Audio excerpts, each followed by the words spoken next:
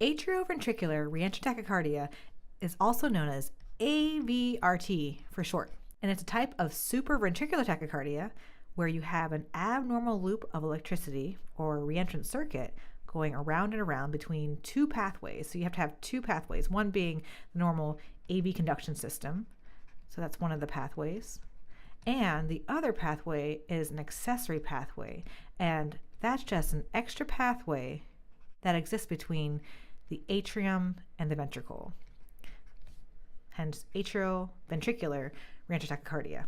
So I'm just going to erase this real quick because we're going to redraw that in a second. So normally, signal goes from the SA node through the atrium to the AV node. And remember, the AV node is sort of like the gatekeeper or the bridge that bridges signal from the atrium to the ventricle. So in a normal heart, signal has to go through this AV node, and it goes through the AV node, then down to the ventricles, and causes ventricular stimulation and contraction. Sometimes there's an abnormal path or an accessory pathway, which is an extra pathway between the atrium and the ventricle. So it could be here, it could be over here. I just drew over here for convenience. But there's this extra pathway, and signal can travel from the atrium to the ventricle through this pathway and excite ventricular tissue that way. Signal can also go from the ventricles through the atrium through this accessory pathway. So it can either go forward or in the anterograde direction, which is from the atrium to the ventricle, or backwards, which is the retrograde direction from the ventricles to the atrium. And the direction that it goes depends on a couple of things. It depends on the timing of the refractory period of the accessory pathway. And the refractory period, remember, that's the window of time right after a group of cells are excited in which they can't be excited again. It's kind of like a recovery period. So say you sprinted 100 meters. You're not going to be ready to sprint another 100 meters unless you take a little break. So the refractory period is sort of like a mini recovery period. And again, whether or not the signal goes in this forward direction or this backwards direction depends on the timing of the refractory period of the accessory pathway, as well as the direction from which signal is coming towards this accessory pathway. So if you have normal conduction through the AV node and you have an accessory pathway, this can set you up to have a reentrant circuit or this abnormal loop of electrical activity going around and around and around, which could cause a tachyarrhythmia. So again, you need to have both a working AV conduction system and its accessory pathway in order to have AVRT.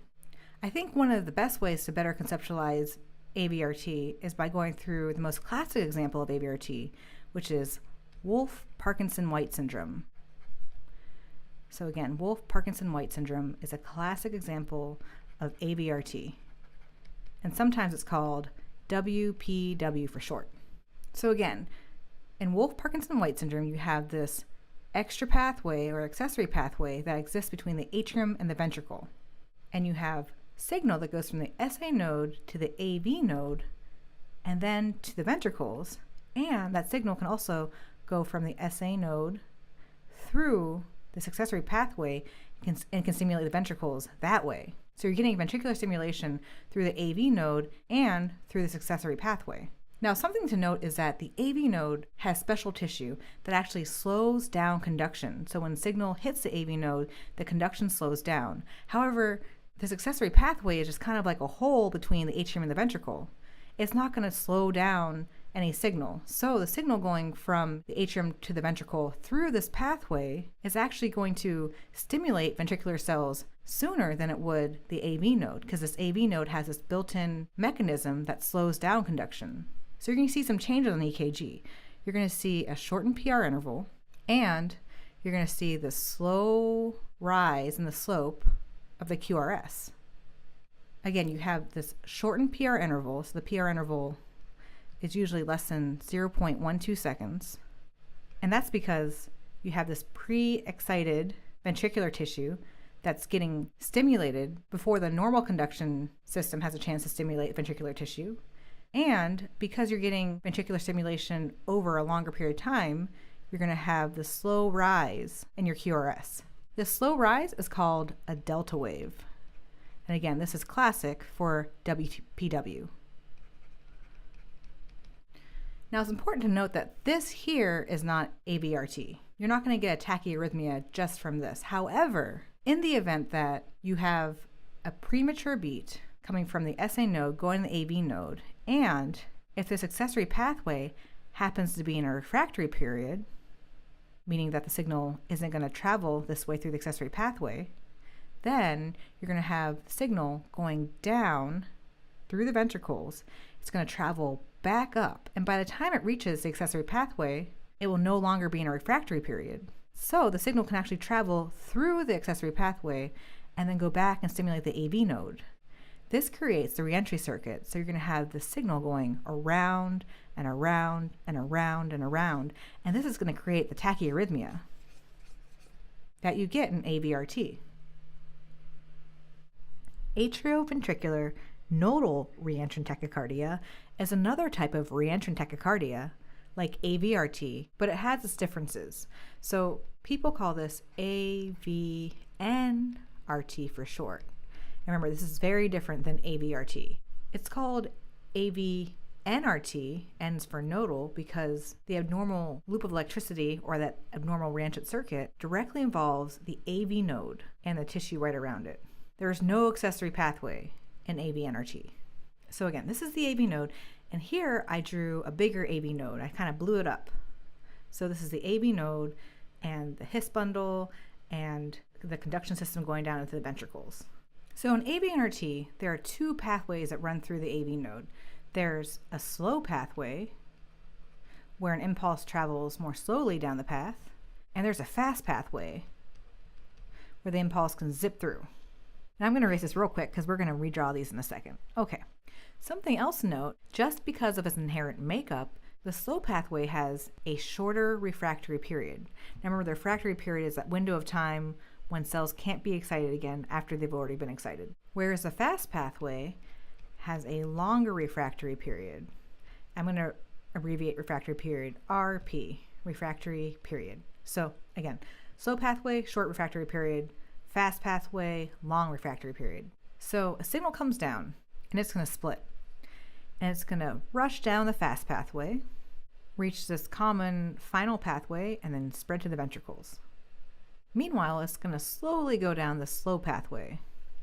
After this impulse has been transmitted through this fast pathway, it's going to go through the refractory period. So these lines through it mean refractory period. By the time the slow pathway signal makes it to the final common pathway, it's going to hit the refractory period of the fast pathway, and it's going to terminate because no signal can be activated this way since it's in refractory period. The slow pathway is going to enter its own refractory period, a shorter refractory period. So it's actually going to recover, and then the fast will recover. And both the slow and fast pathway are ready for business again. They're ready for another impulse. Now let's say that there's an early beat or a premature beat that comes in. Sometimes people call these extra beats. So there's an early beat that comes in, and let's say it comes in at a time when the fast track is still recovering from a refractory period, but the slow track has already recovered from its refractory period and is open. So this beat's going to send impulse down the slow track. As the slow track slowly makes its way down the slow track, the fast track is going to recover from its refractory period. So by the time the impulse reaches the spinal column pathway, it's going to send signal down, and because the fast track has recovered from its refractory period, this impulse can activate the fast track and send signal back up.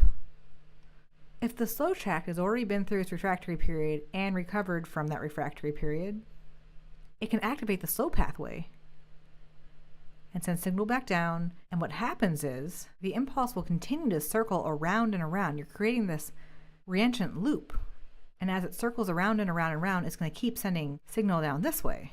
So this loop is sending signal through the AV node at a much faster rate than the normal pacemakers would. So you might see a heart rate between 100 to even 250 beats per minute. And again, it's because you have this abnormal reentrant loop sending signal around and around and around, which is going to spit off signal down to the ventricles at a much faster rate than a normal pacers would. EKG is going to look like a supraventricular tachycardia, where you have a narrow QRS complex meaning it's less than 0.12 seconds or 3 small boxes. And you're going to have a heart rate of greater than or equal to 100 beats per minute, because that's what a tachycardia is.